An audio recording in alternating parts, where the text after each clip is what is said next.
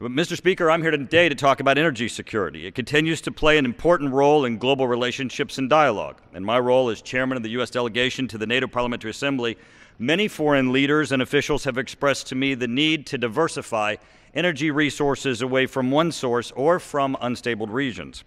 As we all know, the United States is currently experiencing a surplus of natural gas production, helping to keep the price low compared to global rates.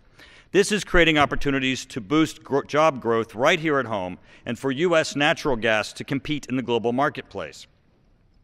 In fact, a recent Department of Energy commissioned report found that increasing exports of natural gas would have positive economic benefits for our country. In my home state of Ohio, exploration and development in the Utica Shale would have a $5 billion economic impact and create or support nearly 66,000 jobs in Ohio by 2014. Mr. Speaker, increasing natural gas exports would not only help reduce our trade deficit and create job opportunities for American workers, but would also help key allies diversify their energy resources, bolster their energy and national security, and strengthen our strategic alliances. Many of our allies are heavily reliant on natural gas from either one country or from unstable regions and are paying significantly higher prices. Several of the largest natural gas importers are also NATO members with strong national security ties to the United States. In recent years, several European countries have experienced natural gas supply disruptions from Russia, the largest supplier of natural gas to Europe. Turkey relies on 20% of its natural gas from Iran. Earlier this year, Islamist militants attacked a natural gas facility in Algeria, which is the third largest exporter of natural gas to Europe. Japan, a strategic ally in Asia and already the world's largest importer of natural gas, may need to seek greater imports of natural gas as a result of the 2011 nuclear plant disaster. Japan already relies on 42% of its natural gas from Russia, the Middle East, and North Africa.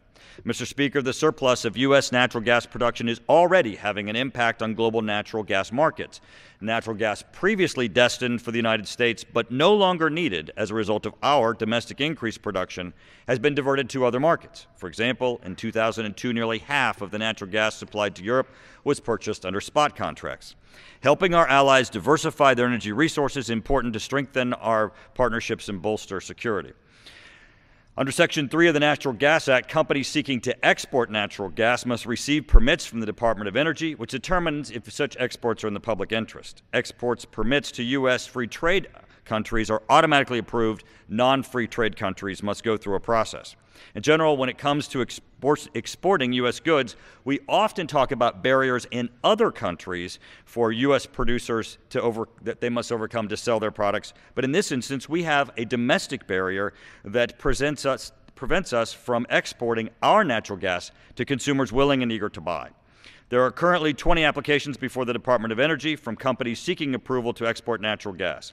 As the Department of Energy evaluates these applications, I hope it takes into consideration the domestic economic benefits.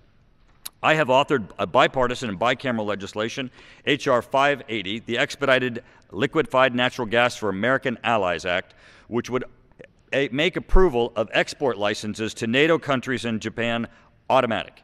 This bill creates a process that allows the addition of other foreign countries to this list if the Secretary of State deems in consultation with the Secretary of Defense that it would be in our national interest.